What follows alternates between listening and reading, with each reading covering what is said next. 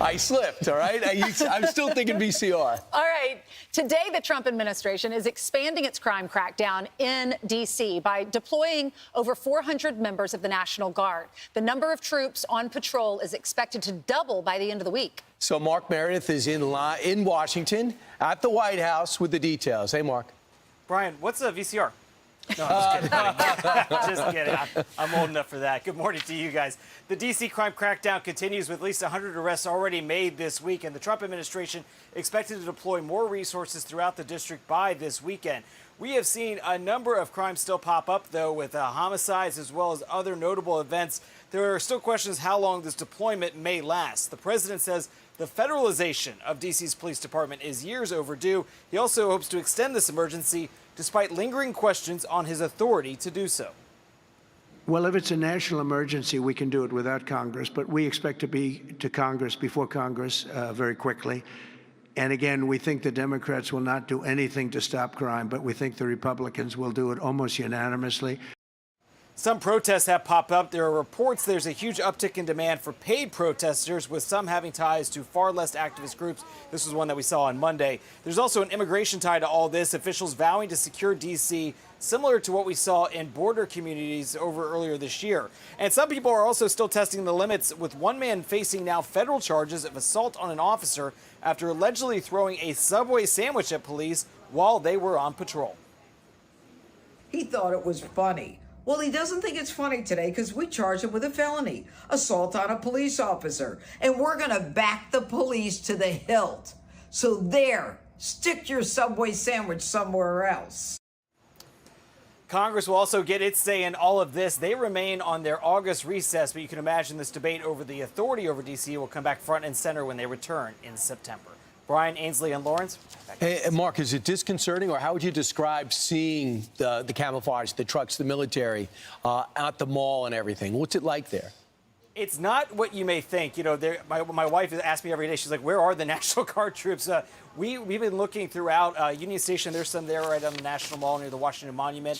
The idea here is to just show a strength of force, that the idea that there is a problem here that is being addressed. There is still this debate here locally with the mayor, the police chief, about authority, whether or not this is necessary or not. But the real question, guys, will we see a difference here a month from now? Will crime have significantly come down, or will there still be issues? And I truly believe by this weekend, when we usually see those huge outbursts of violent events, whether at the Wharf or on the National Mall, whether or not that happens or not. I think that'll be the true test. I would set your VCR, Brian, if you want to find out. That's right. Play record, baby. Well played, Mark. Thank you very much. So the president implemented this Making D.C. Safe and Beautiful task force, and in less than a week, they've taken 100 violent criminals off the streets. I think it's great. I wouldn't mind seeing the National Guard, especially if it's in areas where there's a lot of crime. I mean, think about Times Square. There's a lot of crime there. We cover a lot of stories there. If they had National Guard troops in Times Square, it would make me feel safer. So a couple of things about the National Guard. The reason why you need the National Guard is to free up some of the other law enforcement officials when they're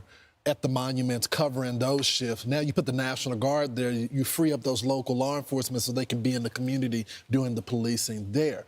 The second thing I've discovered as I talk to Democrats and try to get their POV, they really don't disagree that there's a crime problem. As a matter of fact, I was listening to another network, and they were reading a text message from someone very liberal who said that they agree with the crime being a problem, but they just don't like the president and think that he's using this for PR. So, yeah, there's another thing to add to that, too. I saw Maggie Haberman, and I think it was Ezra Klein, Chris Kaliza, so known for center-left columnists and podcasters. They said, hey, Democrats, don't get on the wrong side of this. Think about it, because you're going to bat for crime. Because if you go against Trump just because on instinct, you're going to find yourself boxed into a corner because you have these anecdotes of Henry Cuellar getting carjacked, the Democratic congressman, a congresswoman from Minnesota being assaulted on her way to an apartment. You have a shooting a block away from the White House. You had a murder on Sunday night. So as you criticize, people are saying, well, I live here and I kind of agree with the president, even if I didn't vote for him. So don't get boxed in here. Pick your spots. Right. I mean, we can relate to that living in New York City.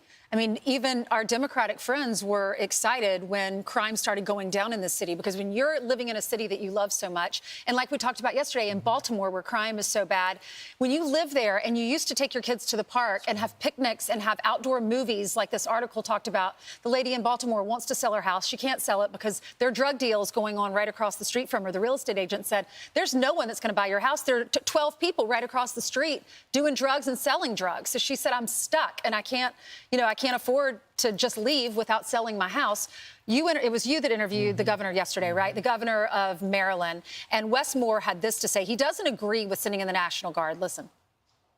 We were able to receive some really encouraging and historic results in Baltimore and around the state of Maryland, and I never once had to mobilize the National Guard in order to accomplish those feats. But I can tell you right now, what people want more than anything in those communities is they don't want performative, they want performance. Right? They're not looking for someone to walk around with military fatigues and a big gun.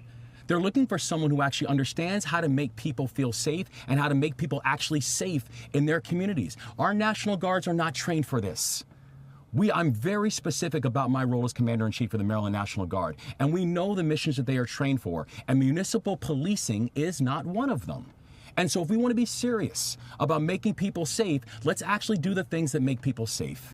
So my point to the governor was, you guys have made some progress, but you're still number 3 when it comes to murders. You haven't accomplished the goal here. So why not use every resource that you need? And my final comment to him as he was talking about National Guard, it's like, they should be overseas.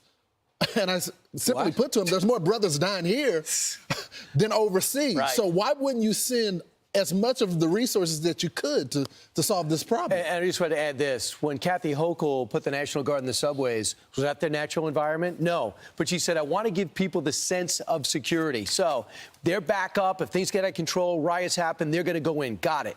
But here's the other thing to keep in mind. There's a message being sent from Los Angeles to D.C. now. If you don't straighten up your city, we're sending in the National Guard, which you don't want, you find embarrassing, and you think it's a victory for Trump. Well, if you don't want it, straighten out your act. It's also highlighted the fact that there are 800 cops down in D.C. There are 3,000 down in New York. There are about 4,000, if not more, in Los Angeles. So it underlines, wow, why don't we have the forces? We do have the money, but we don't have the interest, because for the longest time you marginalize cops and you're not prosecuting criminals. It's all related. It was all outlined with the president's team on Monday.